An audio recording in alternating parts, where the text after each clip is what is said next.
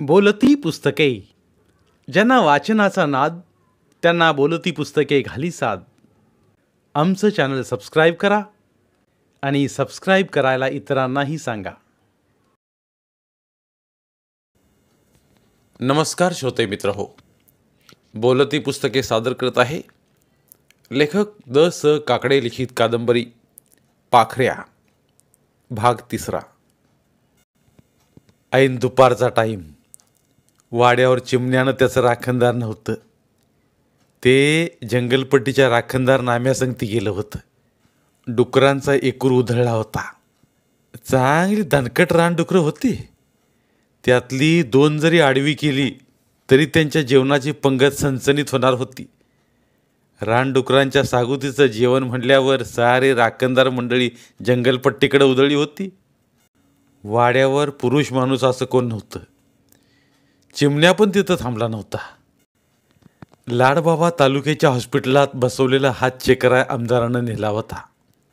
सोबतीला मोगा मागे लागली तर तिला त्याने नेलंच नव्हतं. त्यांच्या जंगलपट्टीत माणसांचा हात पायांची हाडं बसवणारे 2-3 होते. गुरंढोरांची हाडं फोडली तरी बसवणारे होते. पण आमदार साहेब मुंबईला जायला लागल्यापासून त्यांना तो गावठी उपचार बरा वाटला नव्हता. हॉस्पिटलमध्ये एक्सरे काढून रक्त चेक करून सारा उपचार कसा नव्या पद्धतीने केला जातो तो उपचार त्यांना आवडला होता. आपल्या लाडबाबाच्या खांद्याचा गेलेला हात ह्या नव्या पद्धतीनं बसेल आणि त्याची शस्त्रक्रिया यशस्वी होईल असा त्यांचा अंदाज होता.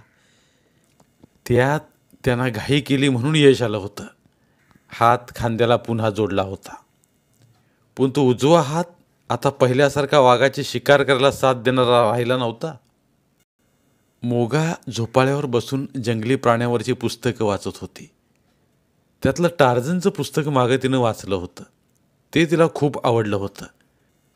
टार्झनच्या जन्मापासून जंगली जीवन मनाला जकडून ठेवतं ते शेवटपर्यंत.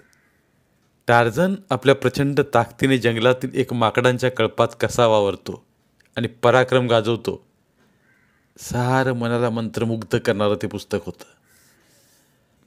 लाड आजोबाला त्या दिवशी नरभक्षकानं कसं आडवं केलं आणि त्याचा उजवा खांदाच त्यानं उपसला, त्याच्या जीवावरच बेतलं होतं.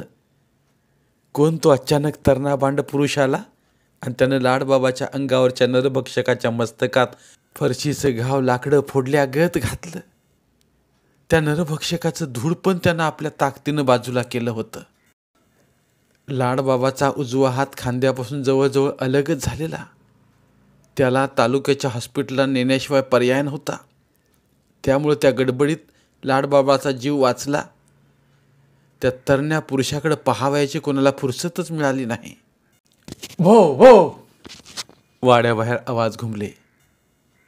नक्कीच वाघऱ्याच्या भुंकण्याचा आवाज होता तो. वाघऱ्याच्या गळ्याला साखळी होती म्हणून तो जाग्यावरच भुंकत होता. साखळी नसती तर त्यानं वाड्याकडे येणाऱ्या नवक्या माणसाच्या पायाचा लचकाच तोडला असता. वाघऱ्या साधा कुत्रा नव्हता. वाघासारखा तो शिकारी कुत्रा. त्याच्या अंगावर ढाण्या वाघासारखे चटेरी पटेरी असे काळपट पिवळट पट्टे होते. म्हणून तर त्याचं नाव वाघऱ्या ठेवलं होतं. लांडग्या गत त्याचे डोळे होते. त्याच्या मस्तकात नेहमीच क्रूरपणा भरलेला. वाड्यावरनं नवीन कुणीही गेलं तरी वाघऱ्याला थमाप करणं कठीण होतं. कारण त्याचं भुंकणं काळजाला काप घेणारं असायचं. त्यानं साखळीला त्याचे झटके असायचे. नाम्या जंगलातनं रोज त्याला जंगलपट्टीतलं कसलं ना कसलं मटण आणायचा. लोखंडी घमेल्यात टाकून त्याच्यापुढं टाकायचा. नाम्या जंगलपट्टीतल्या शेतीचा राखणदार. शेतीच्या पिकाशी नुकसानी करणाऱ्या हरणांच्या कळपावर, डुकरांच्या एकूरावर त्याची दगडाची गोफण चालायची. फरशी नाहीतर भाला चालायचा. मग त्यातली एक तरी शिकार खाली पाडायचा. त्यातलं किलोभर तरी मटण तो वाघऱ्याला आणायचा. बाकी तो आपल्या झोपड्यात आणि त्याच्या हाताखालच्या राखणदारांना द्यायचा. त्यामुळं वाघऱ्याची ताकद वाढली होती. त्याचं डोळं तांबूस होतं. डोळ्यापुढं काही चमकारलं की त्याचे कान मस्तकावर उभे राहायचे. लांडग्या गत त्याचा जबडा वाचला जायचा. त्याचं नाक फेंदरलं जायचं. वाघराची पुन्हा जोरदार भुंक उठली. राखणाचे लोक वाड्यावर नाहीत याची जाणीव होताच मोगा झोपाळ्यावर पुस्तकं टाकून बाहेर आली, तर साखळीला झटके देऊन वाघऱ्या भुंकत होता. गळ्याच्या पट्ट्या साखळी चांगली जाड होती. गळ्याचा चांबडी पट्टा पण चांगला जाड होता. पट्टानं साखळी आमदार साहेबनं खास लोहाराकडूनच करून घेतलेला होता. कोण आहे? वाघऱ्याजवळ आलेली मोगा बाहेर पाहत बोलली. तिनं इकडं तिकडं पाहिलं, जवळ तर कोणी दिसतच नव्हतं. आता काय म्हणावं, बाहेर तर कोण दिसत नाही आणि वाघऱ्या तर भुंकतोय. वाघऱ्या, गप गुमान बस की. त्याच्या पुढं हातवारे करीत मोगा बोलली. पण वाघऱ्या साखळीला झटा घेऊन भुंकत होता. कोणी जवळपास लपलंय की काय, पण तसं दिसत नाही. मग तिनं वाघऱ्याच्या डोक्याचा रोख पाहिला. तो मागच्या पायावर उभं राहून पुढचं पाय वर करून समोरच्या डेरेदार आंब्याच्या झाडाच्या रोखानं भुंकत होता. तिला संशय आला. कोणी दरोडेखोरांचा खबऱ्या तर आला नाही दिवसा ढवळ्या. रात्री दरोडा टाकण्यासाठी तो वाड्याची टेहळणी करण्यासाठी तर आला नसेल. वाघऱ्याला त्याचा बरोबर वास लागला आहे, म्हणूनच त्याच्यातला राखणदार असा तडपडतो आहे. झाडाची फांदी हलवली गेली, पण आवाज दिला गेला नाही. अरे कोण आहे? सरळ खाली ये. झाडाची फांदी पहिल्यापेक्षा जोरानं हलवली गेली, पण कोणी खाली उतरलं नाही. ए मुक्या महमद्या, गप का? नुसती झाडाची फांदी का हलवतोस? झाडाची फांदी मग आणखी जोरात हलवली गेली. त्या फांदीच्या जोरदार हल्ल्यामुळे बाकीच्या फांद्या पण हलवायला लागल्या. आपली मस्करी चालली की काय ही? मी वाघऱ्याला मोकळा करीन साखळीतनं, मग तो चांगला फडशा पाडील मुक्या महमद्याचा. ते ऐकलं आणि झाडावरनं खॉक खॉक करून हसण्याचा आवाज आला. खॉक खॉक करून हे असलं टिंगलीचं हसणं? या माणसाला हा चांगलाच इंगा दाखवायचा. याला वाघऱ्या कळायलाच हवा. आमदार वाड्याचा फटका कसा असतो हे याला कळायलाच हवं. तिनं वाघऱ्याच्या गळ्यातल्या पट्ट्याची साखळी सोडली. तशी वाघऱ्यानं वाघाची झेप घेतली आणि तो आंब्याच्या झाडाकडे धावला. हे हे हे वरनं फांदी हलवत आवाज होऊ लागला. त्यात आंब्याच्या काही फांद्या वाळलेल्या होत्या. त्यातल्या काही फांद्या त्यानं मोडल्या आणि नेमक्या वाघऱ्याच्या अंगावर टाकल्या. वाघऱ्याला फांद्यांचा झटका पाठीवर बसता तो क्याव क्याव करून आंब्याच्या झाडापासून लांब पळाला आणि झाडाचं अंतर टाकून भुंकत राहिला. मोगाला त्या झाडावर चढल्या माणसाचा तो प्रकार आवडला नाही. तिनं सरळ मग वाड्यातनं गोफण आणली आणि झाडावर तिनं दगडं फेकायला सुरुवात केली. मेलो मेलो. 2-3 दगडं हातापायावर बसता झाडावरचा माणूस ओरडला. तू तू खाली ये पहिलं मुर्द्या, नाहीतर मी तुझा मुर्दाच पाडते बघ. तुझ्या त्या कुत्र्याला पकड, तो माझा लचका तोडेल. झाडावरचा माणूस गयावया करीत बोलला.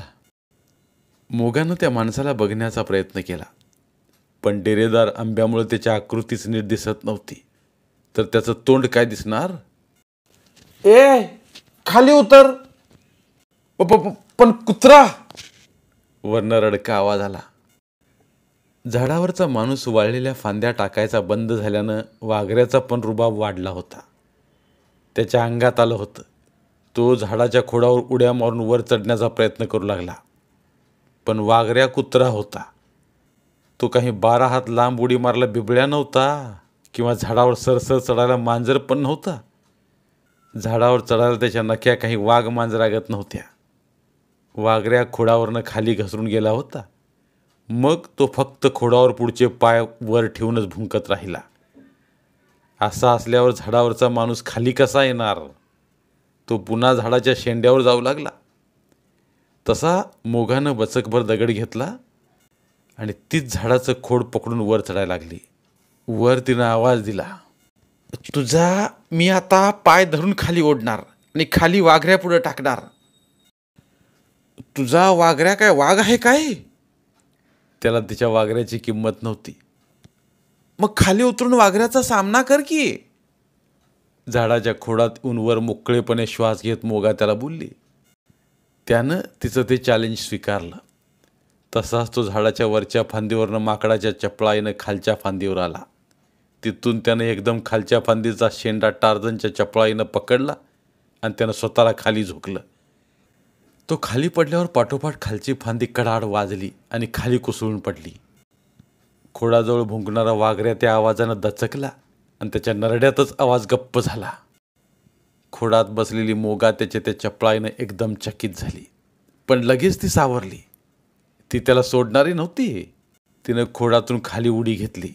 वाघऱ्याच्या पाठीवर थाप देत ती ओरडली, छो छो, पकड पकड त्याला, त्याला पकड. त्या पळणाऱ्या आकृतीकडे तिनं हात करून तो आवाज केला होता. वाघऱ्या मोकळा होता. त्या पळणाऱ्यानं वाघऱ्याला चांगला डिवचला होता. झाडावरनं त्याच्या अंगावर वाळलेल्या फांद्या टाकल्या होत्या. त्याला वैताग दिला होता. वाघऱ्याला त्याला तोडायचा होता, पण वाघऱ्या झाडावर चढू शकत नव्हता. तो हाती येणं कठीण म्हणून वाघऱ्या झाडाच्या खोडाजवळच खुरडत होता. पण आता त्याची शिकार जमिनीवर उतरली होती. त्यात त्याला मोगाने इशारा केला होता, छो छो, पकड पकड. वाघऱ्यानं छलांग मारली. आपल्या हातातील ती शिकार आता वाघऱ्याला घालवायची नव्हती.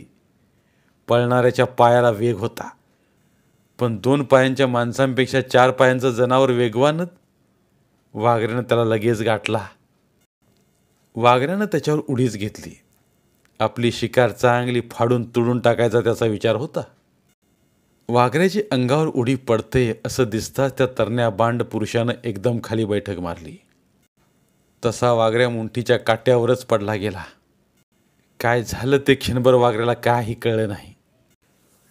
तो तरणा बांड पुरुष मग तसाच पुन्हा मागं मोगाकडे पळाला. मला वाचवा, मला वाचवा, वाचवा मला. तो ओरडला. मोगाला क्षणभर काही कळेना. आपल्या वाघऱ्याला शितापीनं अंगावर घेऊन त्यानं त्याला मुठीच्या काट्यावर पडायला लावलं. तो तरुण खरोखरच घाबरलेला आहे की तो नाटक करतोय. त्यानं मोगाला हात जोडलं, पण मोगा त्याला माफ करणारी नव्हती. ह्याला वाघऱ्याच्या हवाली करायचाच. वाघऱ्याला पण ह्यानं दणका दिलाय. वाघऱ्या, वाघऱ्या, पकड पकड, ह्याला पकड. म्हणजे तू मला वाघऱ्यापासून वाचवत नाहीस? नाही. त्याच्यापासून तुला वाचवून दाखव. मगाशी जादा गमजा मारित होतास, आता करून दाखव त्या गमजा आमच्या सामने. स्वतःला फार तू चप्पलदार तरुण समजतोस ना. वाघऱ्यानं स्वतःला सावरलं. तो धुळीत पडला होता. त्याच्या नाका तोंडात धूळ गेली होती. डोळ्यांपुढं पण सारी धूळच धूळ. हा हरामी मातीत मिळवायला पाहतोय, आपल्या आयुष्याची धूळधाप करू पाहतोय. तेव्हा ह्याला जिंदा सोडायचा नाही. आमदार वाड्याच्या वाघऱ्याच्या जीवाशी हा खेळतो काय? वाघऱ्यानं मग त्या तरुणाचा पिच्छाच धरायचं ठरवलं. तो त्याच्या रोखानं धावला. त्यानं मोगाकडं पाहिलं. मोगाबाई, मला वाचवा. ए, कोण कुठला तू फिरस्त्या? माझं नाव का घेतोस? मी ओळखतो तुला. काय? अजून तू वाघऱ्याला ओळखलं नाहीस, तो तू मला काय ओळखतोस? आता वाघऱ्याला माझी ओळख देतो. तो तिच्याकडे हसत पाहत बोलला. ए, माझ्याकडे पाहून हसतोस का? मग काय रडून बघू मी? अगं मला असं म्हणतोस? मी का तुझी लग्नाची बाईल आहे? ए मोगाबाई, समद बोल, पण लग्नाचं बोलू नकोस. अंगावर आल्या वाघऱ्याला त्यानं हातानं धरून बाजूला फेकलं. वाघऱ्याला त्यानं कसं धरलं आणि झुरळ फेकावं तसं बाजूला वेगानं फेकलं ते कळलं बी नाही. पुन्हा वाघऱ्या धुळीत वरातीच्या घोड्यागत धुळीच्या गुलाल भंडारात रंगला. मोगाला ते सहन होणारं नव्हतं. वाघऱ्या, उठ उठ. त्या तरुणाला त्याची भीती वाटत नव्हती. वाघऱ्या त्याला ससा वाटत होता. सशाशी खेळावं तसाच तो त्याच्याशी खेळायला लागला होता. एकदा सोडून 2दा वाघऱ्या मातीत लोळवला गेला होता. त्यामुळं तो चिडीनं पेटून उठला होता. तोंड वासून त्यानं आपले पुढचे बाकदार सुळे दाखवले. गुरगुरतच तो उठला होता. वाघ्या, वाघऱ्या, ये ये. त्यानं वाघऱ्याला आपल्या हातानं खुणा करून बोलावलं. कमरेवर हात ठेवूनच मग पंढरीच्या विठोबागत तो शांतपणे उभा राहिला. वाघऱ्या, याचं नरडं फोड. मोगानं वाघऱ्याला पेटवलं तसा वाघऱ्या तयार झाला. करूनच तो अंगावर गेला. तसा वाघऱ्या कसा काय त्यानं आपल्या दोन्ही पायामध्ये धरला आणि वाघऱ्याच्या पाठीवरच तो बसला. त्यानं वाघऱ्याच्या तोंडाचा जबडाच पकडला आणि बांगडीवाल्या कासारानं बाईच्या नाजूक हातात जशी बांगडी तोडावी तसं त्यानं त्याच्या तोंडात आपल्या हातातलं कडं काढून ते अलगद सारलं. त्या कड्यानं वाघऱ्याचं तोंडच बंद झालं, भुंकणं बंद झालं.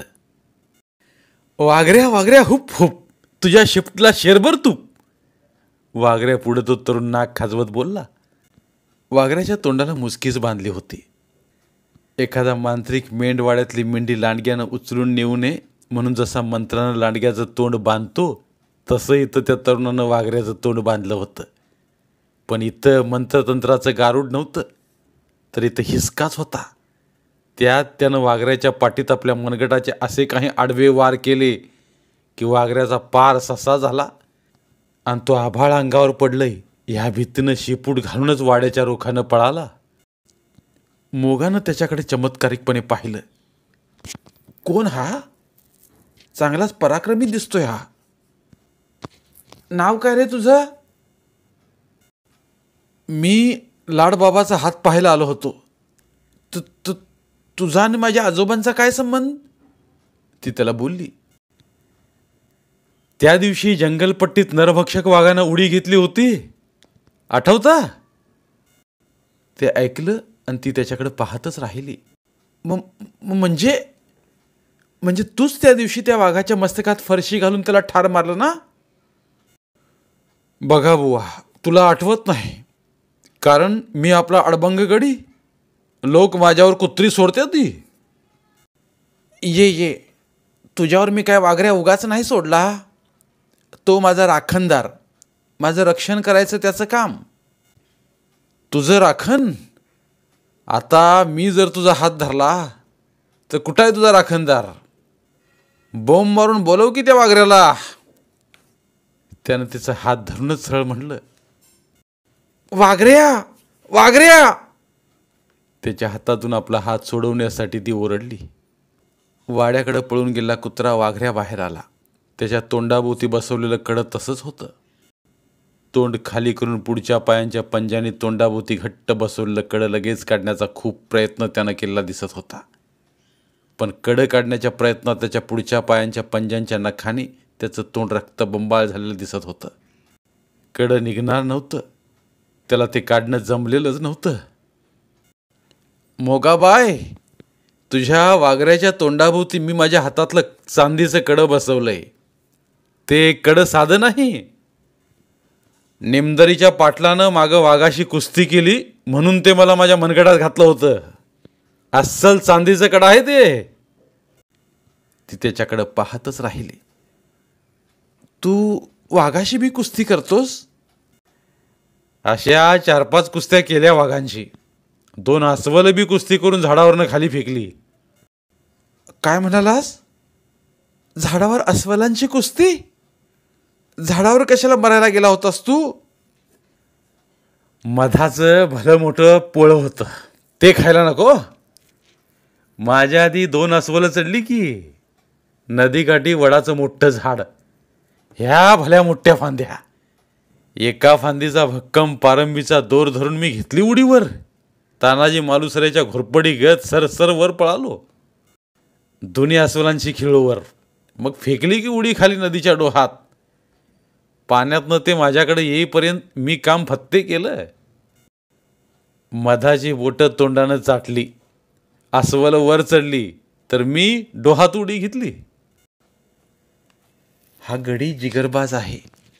त्या दिवशी ह्यानं आपल्या लाडबाबाला वाचवलं हे त्यानं आपल्या डोळ्यानं पाहिलं होतं. पण हा तोच कशावर ना? तुझं नाव? माझं नाव कशाला पाहिजे? कशाला म्हणजे? ऐकाय नको? फक्त ऐकायला? मग तुला काय वाटलं? माझ्या हातावर नवरा म्हणून गोंदाय तुझं नाव विचारलं की काय? ती बोलली आणि तिनं जीभ चावली. आपण हे काय नको ते बोललो? जीभ का चावली? तो तिला हसत बोलला. तिनं मान फिरवली. वाघऱ्या तिच्याजवळ येऊ पाहत होता, पण तो त्या तरुणाला चांगलाच घाबरला होता. त्यानं त्याचं भुंकणं तर बंदच केलं होतं, पण त्याला मोकळेपणानं पळता पण येत नव्हतं. मस्तकात किडं पडल्यागत त्याला झालं होतं. मुगाच वाघऱ्याकडे गेली तर तो तरुण तिच्या मागनं जायला लागला. तसा वाघऱ्या वाड्याकडे पळायला लागला. ए बाबा, तुला हात जोडू का? जरा थांब की लांब. तिकडं माझा वाघऱ्या तू पार पॅक करून ठेवलास, त्याला मोकळा करू दे जरा. तुला त्याला मोकळा नाही करता येणार. का? हे काम मर्दाचं आहे. मी बी एक वाघ मारलाय. बघितला तुझा पराक्रम मी. काय म्हणतोस? होय, तू वाघाच्या मस्तकात भाला खोचलास. लिंबात टाचणी खोसावी तसा तू भाला खोचलास ना. ती त्याच्याकडे पाहत राहिली. हा तर दुसऱ्यांच्या पराक्रमाचं पण कौतुक करणारा आहे. तू म्हण कॉलेजात शिकतेस तालुक्याला. कोणी सांगितलं? सांगाय कशास पाहिजे. आमदार साहेबाची पोर ना तू. जादा शिकणार तू. ती बोलली नाही. वाघऱ्याच्या तोंडातलं कडं ती काढण्याचा प्रयत्न करू लागली, पण ते तिला काढता येईना. ये, तूच काढ रे ते कडं. पण वाघऱ्या मला चावला तर? त्याला नीट भुंकता येत नाही, तो चावणार कसा? ती बोलली. कुत्र्याची जात आहे, काय सांगावं. कर टिंगल, तुझी मी काय मेहुणी आहे? तिच्या बोलण्यावर तो हसला. तू माझी मेहुणी असायला एवढा भाग्यवान नाही मी. तो तिचा गोरा पान मुकडा पाहत बोलला. तू ठाकर जातीचाच ना? होय, पर माझा बाप साध्या ग्रामपंचायतीचा बी मेंबर नाही. तुझा बाप तर तालुक्याचा आमदार. उद्या तो मंत्री बी होईल. त्याच्या बोलण्यानं ती वेगळ्याच विचारात पडली. हा मर्द शरीरानं रेखीव, डोक्यानं पण चांगला. हा परिस्थितीचा पण विचार करणारा आहे. त्यानं वाघऱ्याच्या गळ्यातील पट्टा पकडला. तसा वाघऱ्या खालीच बसला. बांड खोंडाला नालबंदानं पायात पत्री ठोकण्यासाठी किंवा मागणं त्याच्या खच्ची करण्यासाठी दोरी टाकून खाली पाडावा. त्याचं पाय बांधावत, मग त्या खोंडानं डोळं असहाय्यपणे उघडझाप करीत ठेवावेत. तसा वाघऱ्या खाली बसल्यावर उताना पडला. तो तरणा माणूस काय चीज आहे हे त्यानं पाहिलं होतं, अनुभवलं होतं. वाघऱ्याच्या तोंडाभोवती अडकवलेलं चांदीचं कडं त्या तरुणानं अलगदपणे काढलं. तसा वाघऱ्या चट्ट दिशी उठला आणि सुसाट पळाला. त्यानं पळताना मागं वळूनही पाहिलं नाही. मागं वळून बघायची आता त्याची हिंमत पण नव्हती. तुझं नाव सांगायला काही हरकत? ती त्याला बोलली. तू आमदार साहेबाची पोर, तुला माझ्या नावाचं काय एवढं? तो बोलला. म्हणजे तू एवढा सरळ आहेस, नाव सांगायला लगेच तयार होत नाहीस? बरं, सांगतो नाव. स्वतःचं नाव घ्यायला एवढा टाईम लावतोस, तर तुझ्या बायकोचं नाव घ्यायला किती टाईम घेशील? बायकोचं नाव घ्यायला मजा वाटेल मला. मग घे की बायकोचं नाव. तू मला बायको तर आणून दे. तू तिला डोळे भरून पाहत बोलला. मी तुला बायको बघू का? काय हरकत आहे? मी तुला बायको पाहायला मी काय म्हातारी आहे काय? मोठा शहाणाच आहेस. तिच्या बोलण्यावर तो हसला. दात का काढतोस? माझ्यासाठी तू म्हातारी व्हायला काय हरकत आहेस?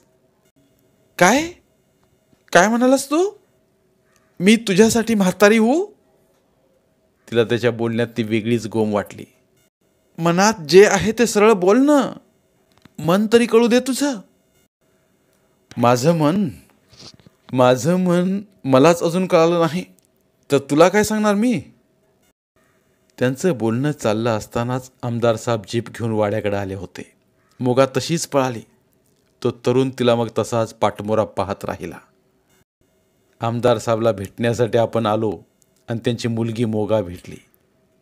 त्यांना भेटायला पाहिजे, पण त्यांना भेटायचं कसं? ते आपल्याशी नीट बोलतील का? त्यांना भेटल्यावर ते आपली चौकशी करतील, कोण कुठला विचारतील, काय सांगायचं आपण त्यांना? तो तिथेच झाडाखाली विचारत उभा राहिला. तसा तिथे घोडदौड करीत आलेला चिमण्या आला. त्याला पाहून तो बोलला, ए चोराड, कोण रे तू? मी चोरांचा बाप आहे. तू विचारणारा कोण? चोर तर नाहीस? आईला तुझ्या. चिमण्यानं सरळ आईवरनं शिवी घातली. तसा तो तरुण त्याच्यावर उसळला. तो पुढे झेपावलाच आणि त्यानं घोड्याच्या लगामालाच हात घालण्याचा प्रयत्न केला. पण चिमण्या सावध होता. त्यानं घोडा गर्रकन वळवला. ही तुझी हिंमत? मी कोण हाय? चिमण्या त्याच्यावर डोळे मोठे करून बोलला. डोळे जरा बारीक कर, नाहीतर काढून देईन हातावर मी ते, समजलं? त्या तरुणानं सरळ आवाजच दिला आणि तो घोड्याच्या सामने उभा राहिला. हा पुन्हा आपल्या घोड्याच्या लगामाला हात घालणार आणि आपल्याला खाली पाडणार. आपण सावध राहायला पाहिजे. मोगा धावत येत होती. तिच्या पायाला जणू भिंगरी बांधली होती.